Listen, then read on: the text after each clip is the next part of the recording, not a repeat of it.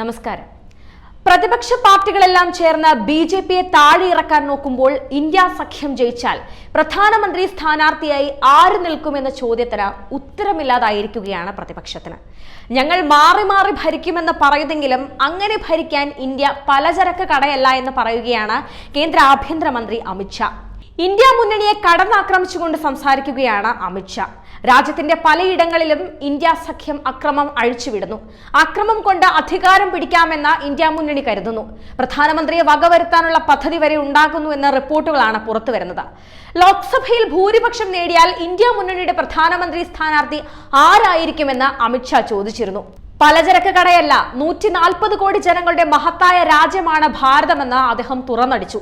പട്ടികജാതി പട്ടികവർഗക്കാരുടെ സംവരണം കവർന്നെടുക്കാനാണ് ഇന്ത്യ സഖ്യം ശ്രമിക്കുന്നതെന്നും അമിത്ഷാ ചൂണ്ടിക്കാണിച്ചു. ഉത്തർപ്രദേശിലെ ഡൊമാരിയഗഞ്ച് ലോക്സഭാ മണ്ഡലത്തിൽ സംസാരിക്കവെയാണ് അദ്ദേഹം ഈ പരാമർശം നടത്തിയത്.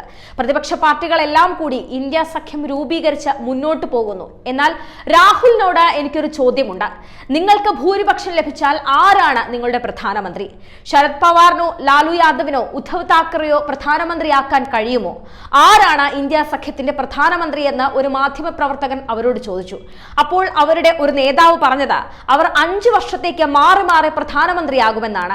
ഇത് പലചരക്ക് കടയല്ല എന്നാണ് രാഹുലിനോട് പറയാനുള്ളത്. 140 കോടി ജനങ്ങളുള്ള മഹത്തായ രാജ്യമാണ് ഇന്ത്യ. മതത്തിന്റെ അടിസ്ഥാനത്തിൽ ഇവിടെ ഒരു സംവരണം ഉണ്ടാകില്ല. പട്ടികജാതി പട്ടികവർഗ ജാതിക്കാരുടെ സംവരണം കവർന്നെടുക്കാനാണ് ഇന്ത്യ മുന്നണിയുടെ ശ്രമം.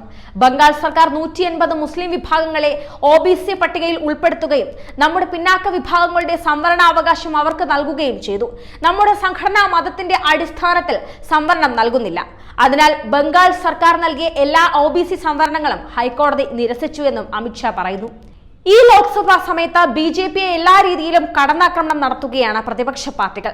രാഹുൽ ഗാന്ധിയുടെ സ്ഥിരം വേട്ടമൃഗമായി മോദി മാറുന്നതും സംശയത്തിന്റെ നിഴലിലാണ്. പ്രധാനമന്ത്രിയെ ഇല്ലാതാക്കാനുള്ള ശ്രമങ്ങളും ലോക്സഭാ തിരഞ്ഞെടുപ്പ് സമയത്ത് നടക്കുന്നുണ്ട്. തിരഞ്ഞെടുപ്പ് പ്രചാരണത്തിനിടെ പ്രധാനമന്ത്രി നരേന്ദ്രമോദിയെ വധിക്കുമെന്നും ഭീഷണിയുണ്ടായി. ചെന്നൈയിലെ NIA ഓഫീസിലേക്കാണ് അജ്ഞാതന്റെ ഫോൺ കോൾ എത്തിയത്. ചെന്നൈ പോലീസിന്റെ സൈബർ ക്രൈം വിഭാഗം അന്വേഷണം ആരംഭിച്ചതായാണ് അറിയിച്ചത്. NIA ഓഫീസിന്റെ കൺട്രോൾ റൂമിലേക്ക് വിളിച്ച അജ്ഞാതൻ ഹിന്ദിയിലായിരുന്നു സംസാരിച്ചതെന്ന് ഉദ്യോഗസ്ഥർ പറഞ്ഞു. തിരഞ്ഞെടുപ്പ് പ്രചാരണത്തിനിടെ പ്രധാനമന്ത്രിയെ വധിക്കുമെന്ന് മാത്രം പറഞ്ഞ ശേഷം ഫോൺ കോൾ നിലയ്ക്കുകയായിരുന്നു. ഇതോടെ NIA ഡൽഹിയിലെ ഓഫീസിലേക്ക് വിവരം കൈമാറി. തുടർന്ന് നടത്തിയ പരിശോധനയിൽ മധ്യപ്രദേശിൽ നിന്നാണ് സന്ദേശം എത്തിയതെന്ന് സൂചന ലഭിച്ചതായി ഉദ്യോഗസ്ഥർ അറിയിച്ചു. അന്വേഷണം പുരോഗമിക്കുകയാണെന്നും പ്രതിയെ ഉടനെ കണ്ടെത്താൻ സാധിക്കുമെന്നും NIA ഉദ്യോഗസ്ഥർ പറഞ്ഞു. ഇന്ന് ബംഗളൂരുവിലെ 3 പഞ്ചനക്ഷത്ര ഹോട്ടലുകൾക്ക് നേരെയും ബോംബ് ഭീഷണി ഉയർന്നിട്ടുണ്ട്.